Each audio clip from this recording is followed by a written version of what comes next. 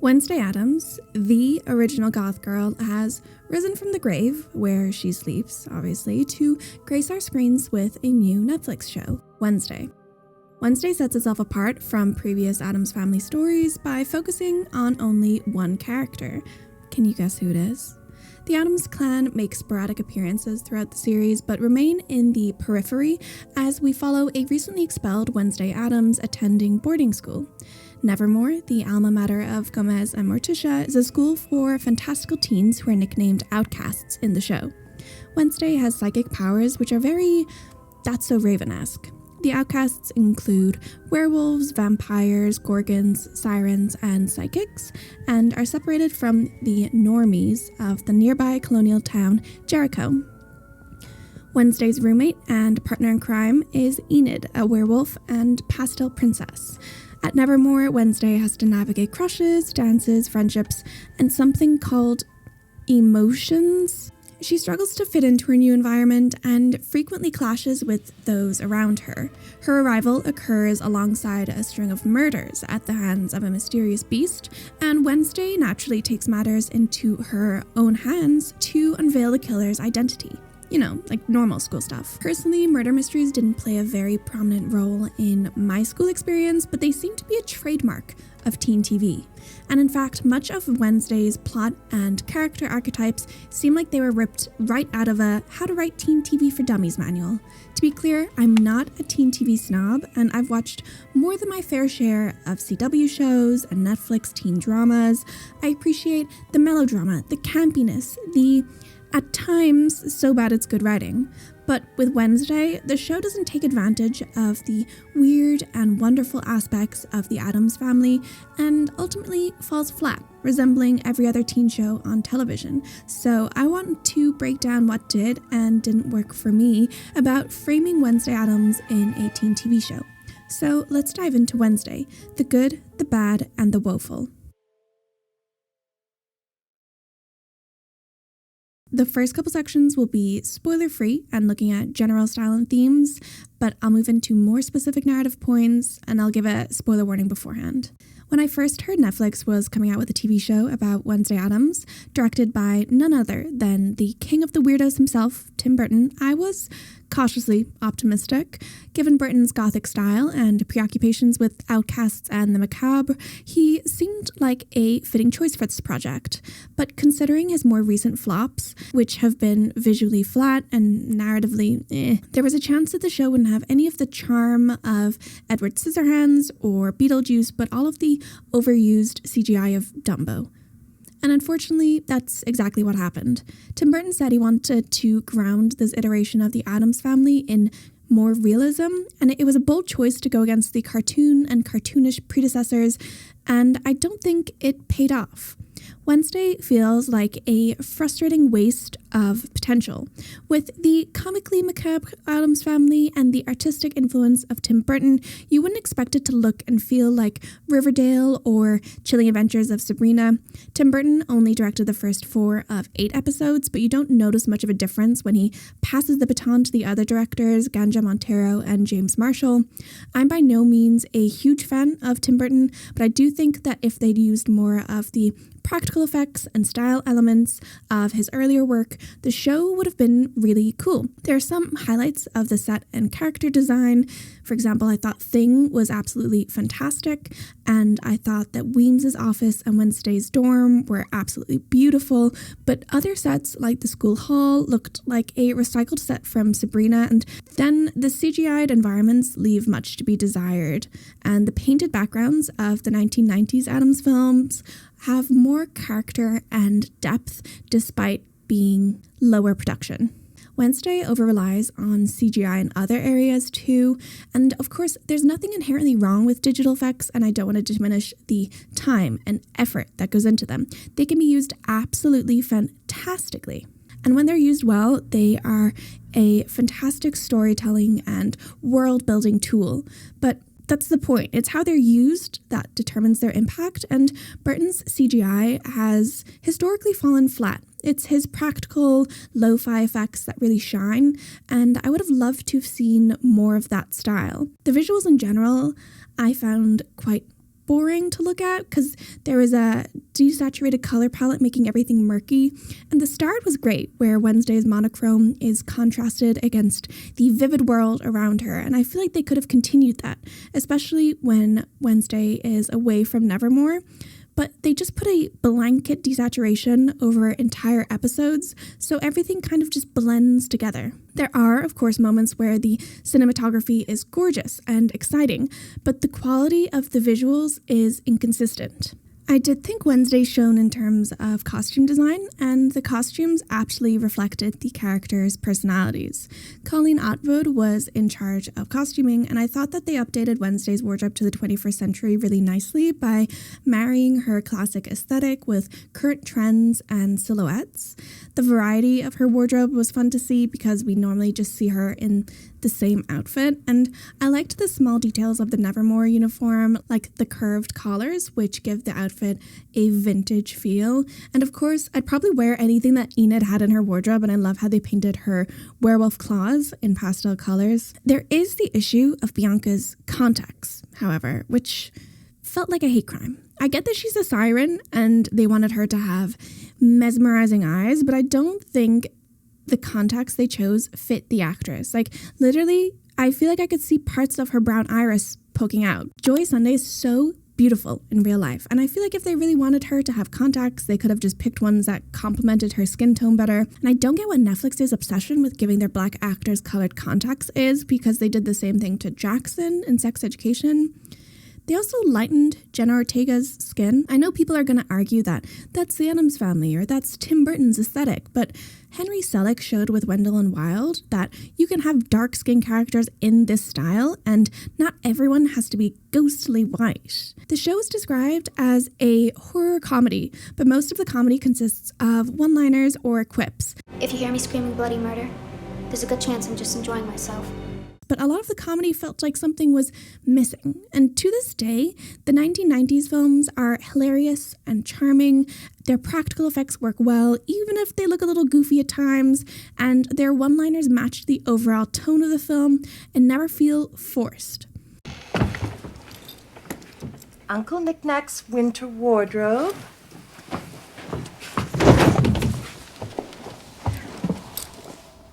Uncle Knick-Knack's summer wardrobe. Uncle Knick-Knack. They're balanced with physical comedy and visual gags, which are sorely lacking from the Netflix show. The show is a murder mystery, which again was lackluster, and honestly, not too far off season 1 of Riverdale in terms of quality. It's so frustrating because, again, there's so much wasted potential. A murder mystery could have been so fun. Wednesday loves death. She's the human embodiment of the phrase morbid curiosity. But there's nothing original about the mystery, and nothing makes it feel distinctly Addams-esque. I'll go a bit more into the storyline in the last section, but in terms of style, the pacing of the mystery felt off, and they didn't fully commit to the genre. If you think of recent murder mystery films and how the 2022 Death on the Nile is just a bland but then Rian Johnson's innovative, fun, fresh Knives Out, they're incomparable.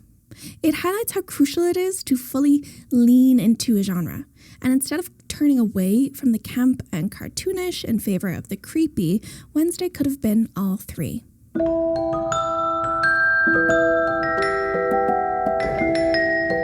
I think the main downfall of the show is the setting, which dulls the kooky and spookiness of the Addamses. Instead of being the focal point of weirdness, their idiosyncrasies don't feel out of place at Nevermore. The humor and the entertainment of the Addams family comes from their interactions with each other and the world around them. They frighten, threaten, and torment regular people, but removing Wednesday from that environment gives the character very little to play with. But the writers still go out of their way to try to separate her because she wears all black, she likes serial killers, and she's deadpan, which could honestly describe half of teenage girls, but okay. In the meantime, there are literally people with no faces walking around the place. So you'd think that Nevermore students might be a little more accustomed to weirdos, so the conflict between Wednesday and her peers feel forced. I also don't understand why Wednesday went through 8 schools before going to Nevermore, but that's just one of many plot holes that I had a bone to pick with. I would have enjoyed seeing Wednesday interact with her environment more because they were the best moments of the show. I really enjoy the episodic moments where Wednesday was involved in the school social scene. She does community service at a pilgrim-themed park, and the comedy works because she's interacting with regular people. The school dance is so fun, and I loved Wednesday's costume and choreography. But aside from those moments, plus some spooky set pieces here and there and a single carnivorous plant class, there's nothing extraordinary about Nevermore. There are some creatures we're introduced to, like gorgons and vampires, but we don't learn anything about them. They just kind of fade into the background. I would have liked to see more of the classes.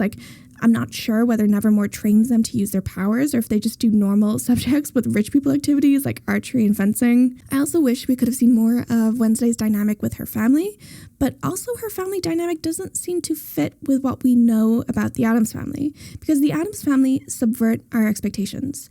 They live in these isolated Gothic mansions with broken windows, dead trees, and cobwebs on every surface, and usually these environments would feel cold, lonely, or uncomfortable, but with the Addams, it's home. It's a place of warmth and connection.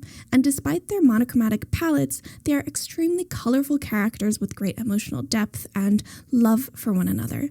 They're freed from the bonds of cultural expectations, and they think other people are weird, not themselves. They don't change themselves to fit a mold, and they accept one another as they are. Gomez and Morticia have always been loving and supportive of their kids, so the conflict in Wednesday feels out of place. Obviously, this is the first time we see Wednesday as a teenager, so we have to factor in teen angst and the desire to be your own person, regardless of what your parents want. But there's this whole arc of Wednesday not wanting to be like her mother and follow in her footsteps, but it doesn't seem like her parents are pressuring her in any way. The only thing Morticia talks about is her psychic visions, which seem like an important thing to touch on. Louise Guzman and Catherine Zeta-Jones are missing the charm and chemistry of previous iterations. We only see Uncle Fester for one episode, and there's not even a Cousin It. And no Addams family story feels complete without Cousin It. That being said, Jenna Ortega is absolutely brilliant. I love her interpretation of Wednesday. She truly embodied the role, and it's clear she put so much thought and effort into her portrayal. The mannerisms and the quirks fit the character perfectly. She made the choice not to blink, and Wednesday only blinks when she's caught off guard or emotional, which naturally isn't very often.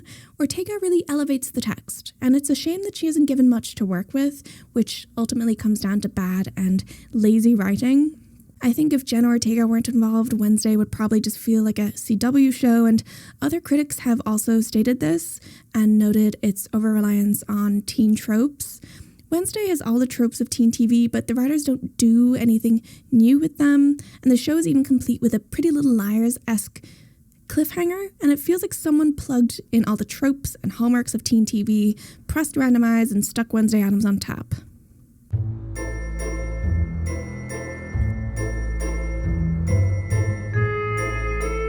Another day, another Netflix show written by white 40-year-old men who've never heard a teenager speak and make half-assed attempts at wokeness. The Gen Z representation in this show is painful.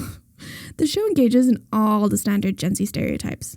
Everyone but Wednesday is obsessed with social media, and they speak in unrealistic, often unintelligible dialogue. Whoa. You're in black and white. Like a living Instagram filter. Ignore him. Oh, you know, you should really get on Insta, Snapchat, and TikTok. When I suggested giving your side of the room a makeover, I did not have Ted Bundy's Pinterest in mind. I often find that shows like this try to portray Gen Z as hyper woke, but I can't tell if the writers are poking fun at PC culture or if the attempts at wokeness are just so bad they're insulting. Is that an abominable snowman? My God! You can't say that, it's offensive. The correct name is Yeti. Oh, sorry. A lot of the politics just felt off. Like, Wednesday critiques the male gaze and calls out Tyler for mansplaining, but she also gives off a lot of not like the other girls and internalized misogyny vibes. You look Unrecognizable. Ridiculous. A classic example of female objectification for the male gaze. You're really becoming obsessed with this whole monster in the woods thing. Would you rather develop an obsession with horses and boy bands? It's also ironic that she's critiquing the male gaze in a show where the majority of the episodes are directed by men and all of the cinematographers are men. Not to say that they are objectifying her or that the show is full of the male gaze, but you can't just have these industry critiques without actually doing anything in the industry. It's all surface level critiques by throwing out buzzwords, but there isn't a full understanding of the themes explored. There's also a lot of engagement with the themes of colonialism and prejudice, but again, it just feels off. And I'm all about critiquing the colonialists, but the writing in Wednesday comes off as clunky and insincere. Something interesting to consider is Tim Burton's history of depicting stories about societal outcasts. He's a proud advocate for the weirdos in society, and his films tackle the conflict between them and quote-unquote normal people, but he's often been criticized for excluding minority groups from his films when he's so adamant about telling the stories of the underrepresented and unconventional. So something's not quite adding up.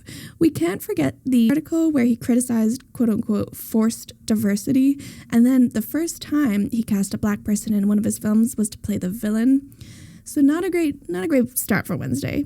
The normies versus the outcasts is very obviously a metaphor for prejudice and stereotyping, but it doesn't really say anything about where these stereotypes come from. Lucas, the son of Jericho's mayor, partakes in pranking all the outcasts at their school dance and is just kind of like, yeah, no, I don't know why I did it afterwards, which on the one hand shows how empty and groundless prejudice is, but it also doesn't really do anything to challenge it. There's no real substance behind any of the writing and critique besides colonialism is bad, which, what a groundbreaking idea. Addams Family Values tackled these themes better in 10 minutes than this show did in 8 episodes. Enid's parents consider sending her to a lycanthropy conversion camp. Then you want to send me to conversion therapy for werewolves? She's essentially a late bloomer in werewolf terms, which absolutely does not translate to the queer experience. And it's made worse by the fact that Enid is shown having a romance with a guy, and there's no hints that she's queer.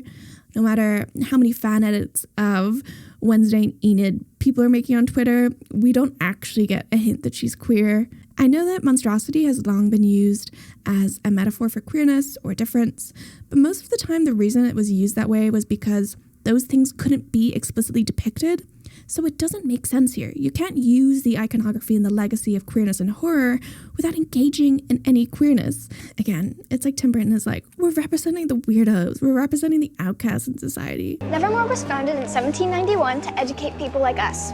Outcasts, freaks, monsters. Fill in your favorite marginalized group here. Like, why don't you actually represent the minorities? Tim? In a similar vein, I felt like so much of Wednesday's character shows aspects of neurodivergency. Watching it as someone with ASD and ADHD, so many of the social aspects of Wednesday's character, they feel autistic. Like monotone speaking, blank expressions, not understanding people's emotions. She loves being alone. She hates being touched. She just wants to write. I could go on. But again, no one says she's autistic. No one says anything about neurodivergency. And of course, it's not necessary, but again, it's like taking all of the iconography and all of the traits of these things and just mapping them onto characters. It feels like empty representation. This next section has some spoilers for the last couple episodes, so just skip ahead to the time on screen if you want to avoid. Another instance of woke representation feeling off was with the show's attitude towards mental illness and the Hyde. It's great that there are characters going to therapy, especially male characters, and they touch on toxic masculinity and the inability of men to talk about their emotions, but then it turns all this around to say Tyler is actually a monster, and he has been manipulating Wednesday all along. The storyline with this was that people experienced trauma and then became literal monsters that could be manipulated and taken advantage of. Okay, so are we saying that mental illness makes people monsters? Or that people who go through trauma will be exploited? I don't know. I don't know what they're trying to say with this. To end on a positive note, Jenna Ortega mentioned in interviews how important it was that she was representing Wednesday as Latina for the first time. Wednesday mentioned celebrating Dia de los Muertos, and there's other small touches like Pugsley eating tamarind candy and the obsidian necklace that Morticia gives Wednesday at the start. It's made of obsidian. which Aztec priest used to conjure vision. Wednesday listens to La Llorona, a Mexican folk song, and she does flamenco moves at the school dance.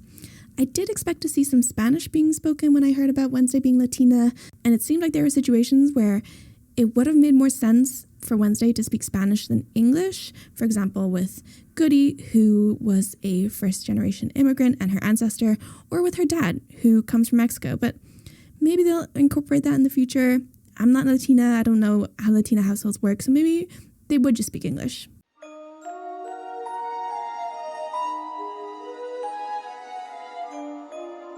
This last section contains spoilers galore and is basically just me ranting about plot holes and poorly written characters. I don't understand why Wednesday was so shaken and horrified by her parents being involved in murder.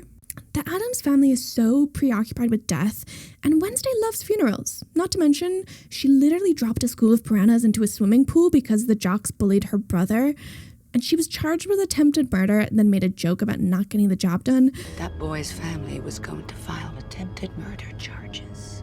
How would that have looked on your record? Terrible. Everyone would know I failed to get the job done. So the notion that she would be appalled at the murder of a man who stalked her mom and tried to kill her dad makes absolutely no sense. Other things that didn't make sense to me. Where is the magical infrastructure in this school?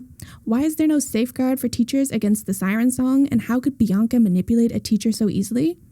Wouldn't you think that in a school for magical people, there might be something to prevent a student from saying, "Give me an A" to a teacher? Also, how does Ajax stone himself? Shouldn't there be a bathroom for the Gorgons with no mirrors, or at least a curtain that you can pull over the mirrors so that the students don't end up paralyzed for hours or days? And this was another issue with setting the show at Nevermore because the writers didn't devote enough time to fleshing out the world. The love interests were so boring. The disembodied hand had more personality in a single finger than those men, and I cared more about Wednesday's relationship with Thing than with either of those two men. Tyler especially had no personality. He was like a nice barista guy and nothing more for most of the show, so I don't understand why Wednesday would fall for him. It was also so lazy and boring that Weems didn't like Morticia and had this grudge against her 30 years after graduating because she had a crush on Gomez when they were in school together. What a bland backstory. Like, let's just make her a scorned woman. Can we not do something more with our characters in this day and age? As I mentioned, we only really see one class and one teacher, Miss Thornhill, who's played by Christina Ricci. She's the plant teacher and dorm mom, so she pops up randomly, and it became immediately obvious to me that she would turn out to be a villain, partly because of her incessant appearances and also because of her casting. If she'd been sprinkled among some other teachers and it hadn't been so clearly emphasized that she was the only normie, maybe there wouldn't have been such a clear neon light above her saying, "This woman is evil" at all times. Also, she hates magic and outcasts, but then uses magic to raise her dead ancestor. Okay, I'm frustrated because this show could have been so good, but it isn't. And now, just because I had my issues with this show does not mean that you can't or won't love and enjoy it. There's nothing inherently wrong with it being a tropey teen show, but I do think it's important to critique aspects of woke virtue signaling, representation, and bad teen writing because I think no matter what age or demographic you belong to, you deserve quality TV. And it annoys me when big studios produce lazy content when they have the means to do so much better. Regardless, I encourage you to watch the show yourself and form your own opinions about it. I'm just a professional hater at this stage, so yeah, a lot of people love this show, and there's nothing wrong with loving this show. There are also reasons to love the show. There might be reasons that I don't like it that you absolutely love it, and there's nothing wrong with that. Thank you so much for watching this video. Please subscribe if you haven't, as that is the best way to support this channel, and I will see you in my next video.